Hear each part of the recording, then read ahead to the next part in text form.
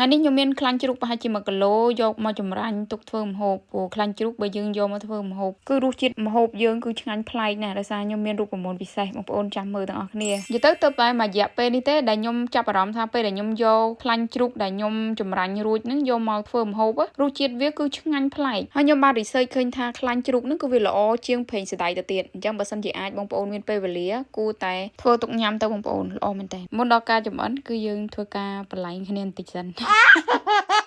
បន្ទាប់ពីយើងហាន់ខ្លាញ់ជ្រូករួចហើយគឺយើងដាក់ចូលក្នុងឆ្នាំងហើយក្នុងឆ្នាំងហ្នឹងគឺយើងដាក់ទឹកតិចផងបងប្អូននិយាយទៅគឺរំងាស់ចោលដាក់ភ្លើងហឹមៗក៏បានដែរបងប្អូនមិនបាច់ចាំបខំភ្លើងទេហើយបន្ទាប់ពីវាឡើងក្រហមប៉ុណ្ណេះហើយបងប្អូនគួរតែបន្ថែមនេះខ្ទឹមក្រហមបងប្អូនដាក់ចូលទៅនិយាយទៅពេលដែលយើងបង់ខ្ទឹមក្រហមចូលហើយអូយឈ្ងុយហ្មងខ្លាញ់យើងហ្នឹងចាអញ្ចឹងវិធីធ្វើបែបហ្នឹងទេបងប្អូនងាយអញ្ចឹងបើសិនជាបងប្អូនមានពេលវេលាធ្វើបែបហ្នឹងទុកញ៉ាំទៅចាល្អ